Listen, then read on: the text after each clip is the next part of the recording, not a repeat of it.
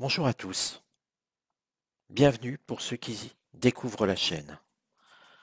Aujourd'hui, je vais faire un tirage sur quelque chose qui me paraît extrêmement grave, que l'on n'a plus entendu parler depuis longtemps, mais qui n'a toujours pas eu de réponse. Je vais parler du dossier Zandvoort, ce que certains ont appelé le fichier de la honte.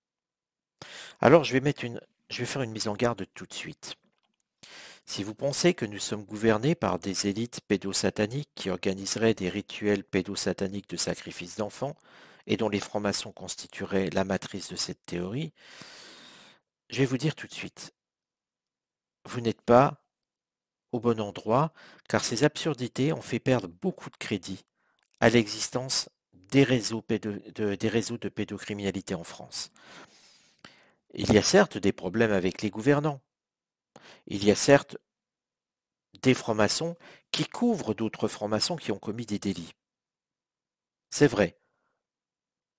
Mais il faut faire attention de ne pas aller trop loin dans les théories qui sont exubérantes et qui font perdre toute crédibilité. Karl Zéro lui-même le dénonce. Donc faites attention à ne pas croire tout et n'importe quoi, car finalement, plus on en rajoutera, moins nous saurons la vérité. Et moins les enquêteurs nous prendront au sérieux. Il y a des choses qui se passent en France et ailleurs, des choses graves, et il faut arriver à savoir ce qui se passe. Car c'est parfois à trop vouloir en rajouter que nous n'avons pas assez d'éléments pour que les enquêtes se prolongent. Alors, je vous résume cette affaire Zandvoort. Je vais le faire très vite. Elle a débuté en 93, elle a été reprise en 2000 et puis depuis plus rien. Vous voyez déjà que 93-2000, il s'était rien passé et puis maintenant ça se passe plus rien parce qu'en fait, ce qui se passe, c'est qu'un CD-ROM a été découvert à un endroit. Il y avait plus de 400 visages d'enfants qui subissaient des viols, des agressions sexuelles. J'en passe et j'en passe beaucoup. Euh, Ça dénotait un vrai réseau de pédocriminels à travers l'Europe et ailleurs. La police, la justice n'a pas voulu s'intéresser à ces affaires et a toujours été dans le déni. Moi, ce que je vous propose, c'est de regarder finalement à la fois comment ces réseaux ont évolué, s'ils existent toujours ou pas, même si on a peur des réponses, et je regarderai en même temps si enfin un jour quelqu'un va se pencher sur ces réseaux. Car les journalistes ont fait une partie du travail, mais ça n'a pas abouti. Voyons finalement comment va évoluer la justice dans un premier temps sur ce sujet. Alors le sujet est épineux, hein, bien sûr. Euh, je comprends que certains n'aient pas voulu regarder l'affaire jusqu'au bout. Je comprends que d'autres préfèrent se rattacher à des théories, euh, comme je vous ai dit qu'il ne fallait pas faire au départ. Peut-être que ça me coûtera quelques abonnés, mais à un moment, il faut faire une voyance sérieuse et non pas faire n'importe quoi et partir euh, dans des délires. Nos élites ne sont pas recommandables, c'est vrai, mais on ne peut pas non plus leur coller tout sur le dos parce qu'on les déteste. Ce n'est pas de la voyance, ça. Regardons. Et je ne vous dis pas que certains dans nos élites ne sont pas coupables de quelque chose. Attention, hein, ne me faites pas dire ce que je vous ai pas dit. Hein. Euh, il y a des élites, effectivement, on le sait. euh, Certains ont des enquêtes de par le passé hein, sur leur comportement. Déjà, regardez. On cherche quelque part. C'est le début, c'est comment on va évoluer ces enquêtes. Regardez déjà, nous sommes sur la Lune, les émotions.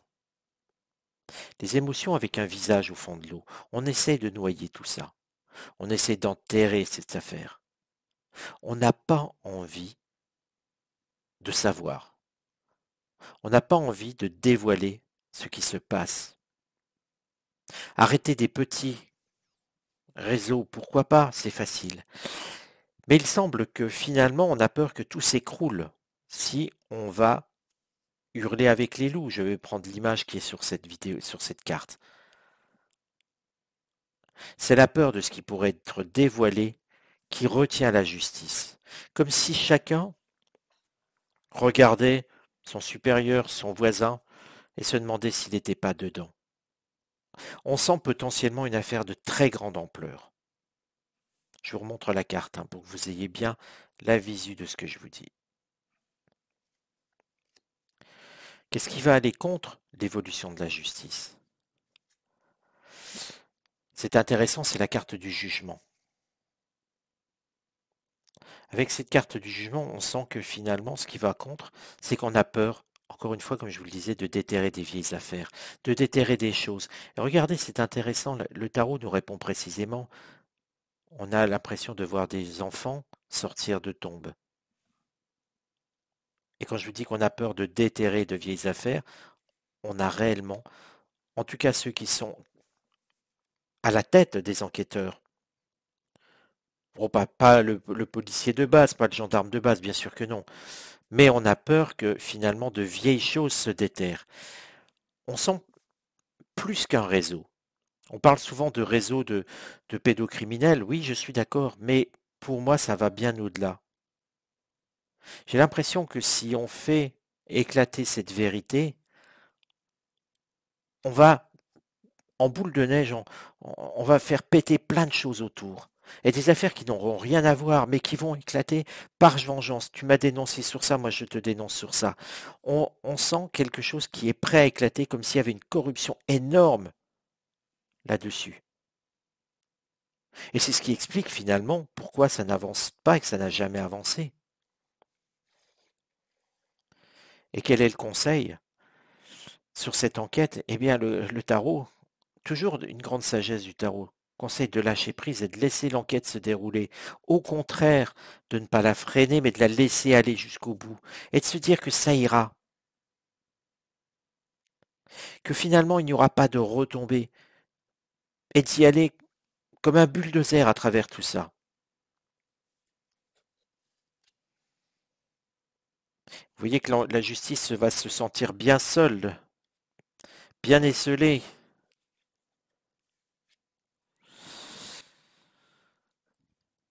Eh bien, curieusement, vous voyez, curieusement, cette affaire-là de réseau, parce que c'est des réseaux, l'affaire Zandvoort, ce sont des réseaux.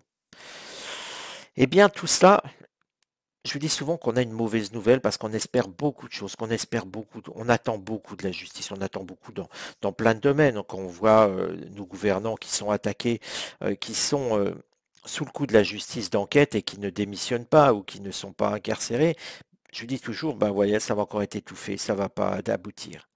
Pour une fois, je vais vous dire le contraire. Pour une fois. Et finalement, pas dans aussi longtemps qu'on le pense. Parce que regardez, il semble qu'au sein des enquêteurs, au sein des gens qui ont le pouvoir d'enquêter, il y en a encore qui cherchent. Il y en a encore qui cherchent, ils sont seuls. Ils ont du mal à avancer, mais ils gardent cette lumière devant eux. Ils gardent cette ténacité. Et comme l'ermite, je vais vous rapprocher la caméra, donc pas d'inquiétude. Voilà, je vous montre mieux les cartes. Parce que c'est vraiment intéressant. Comme l'ermite qui avance seul. Mais l'ermite, c'est un personnage qui avance avec cette lanterne qui l'éclaire, mais grâce à l'expérience qu'il a acquis, grâce au savoir qu'il a eu, et grâce finalement à tout ce qu'il a pu emmagasiner. Et dans cette enquête, finalement, il semblerait bien que certains membres de la justice continuent dans leur coin, continuent un petit peu isolés, de façon isolée, à avancer, à accumuler des preuves. Mais qu'au final, regardez voir, on termine sur le chariot. Et le chariot, ça va vite. Le chariot donne le sentiment que les choses vont arriver peut-être plus vite sur cette enquête que maintenant on l'attendait. Je vous rappelle, 93-2000, ça fait 20 ans qu'on n'en entend plus parler, ou plus beaucoup, plus assez. Et le chariot me fait penser que dans les 2 ans à venir, bien sûr c'est long, vous me direz bien, et vous avez raison, c'est long 2 ans. Mais comparé à tout ce qui s'est passé, comparé à 29 années d'inaction, c'est très court. Et là, quelque part, les choses vont revenir sur le tapis et cette enquête va aboutir. Il va avoir des découvertes sur cette enquête et c'est ça qui est intéressant. Alors maintenant, on va regarder finalement comment vont agir, plutôt comment ça va se passer pour ces réseaux. Pardon.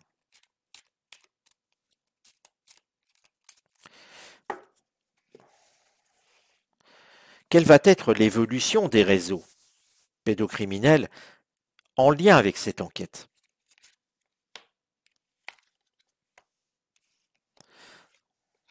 Donc là, on part d'un certain point, à un moment que le tarot va choisir, mais avec l'évolution.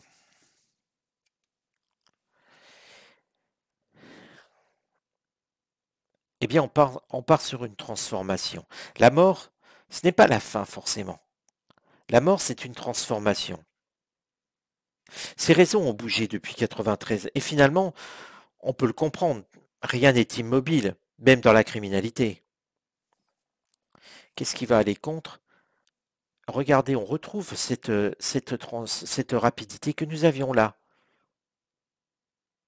Et que finalement, comme je vous ai posé, enfin, j'ai posé la question au tarot, c'est comment, je remets un peu plus près, voilà, je vais mettre un petit peu plus de luminosité si vous le voulez bien.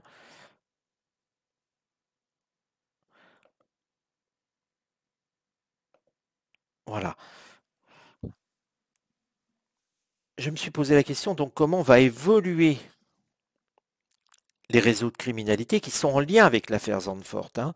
Attention, c'est bien en lien. Il y en a d'autres, on les laisse de côté. On ne peut pas tout traiter aussi globalement. C'est déjà beaucoup. Si on arrêtait ces réseaux-là, ça serait déjà extrêmement bien. Et là, regardez, cette carte du chariot était là tout à l'heure par rapport à l'enquête. Et là, on retrouve là. C'est-à-dire que l'évolution des réseaux va être frappée de plein fouet par l'enquête, par ces enquêteurs un petit peu isolés qu'on avait tout à l'heure. Alors, quel serait le conseil à donner? Ça me fait sourire, j'ai presque pas envie de retourner la carte, je vais le faire par honnêteté. Mais regardez, le conseil, c'est le diable. Alors le conseil, bien finalement, serait de tenir tout le monde sous leur coupe et de tenir tout le monde pour qu'il n'y ait pas de divulgation. Mais ce qui sous-entend aussi clairement, c'est que certains vont parler. Certains qui n'ont pas été ou tués ou qui ne sont pas morts, certains acteurs de ces réseaux et certaines victimes vont parler, vont finalement être entendus et être écoutés par la justice. Parce que sinon, le tarot n'aurait pas donné ce conseil justement à de museler tout le monde et à de les tenir sous les chaînes pour qu'ils n'aillent pas faire cela. Mais si le tarot conseille qu'il faudrait les tenir pour qu'ils n'aillent pas parler, c'est que finalement, ils vont parler. C'est pour ça peut-être que ça va aller vite. Vous voyez que c'est dans ce sens-là qu'il faut interpréter le tarot. La mise en lumière, effectivement, le soleil, c'est la mise en lumière, le soleil, c'est la solution de tout. Donc on continue à aller dans le sens où il y aura bien quelque chose. La dernière carte sera déterminante. La justice, avec l'alchimiste, aura donc tous les éléments. Comme l'alchimiste, qu'on appelle parfois le battleur ou le magicien, il a tous les éléments sur sa table. Il a toute la connaissance et il a tous les éléments pour tenir une condamnation. C'est dans ce sens-là qu'il faut le comprendre. L'alchimiste, je vous le montre de près, a tous les éléments, la coupe, l'écu, l'épée, un sceptre, finalement, pour obtenir justice dans cette affaire ce qui s'appelait l'affaire Zandvoort. J'espère que ce tirage vous aura plu. Donnez-moi votre avis. N'hésitez pas à me dire si ce sujet sur les enfants vous intéresse. Voilà les amis, je vous donne rendez-vous à très bientôt. Si ça vous intéresse, il y en aura d'autres, notamment sur des autres réseaux. Et peut-être si, est-ce qu'on n'a pas fait fausse route un jour dans l'affaire Outreau? Est-ce qu'il n'y a pas eu une erreur quelque part dans la justice? Est-ce que la justice avait bien vu? Voilà, je vous donne rendez-vous à très bientôt et puis n'hésitez pas à rentrer en contact avec moi sur utervoyant@gmail.com et n'hésitez pas à me demander en ami sur Facebook.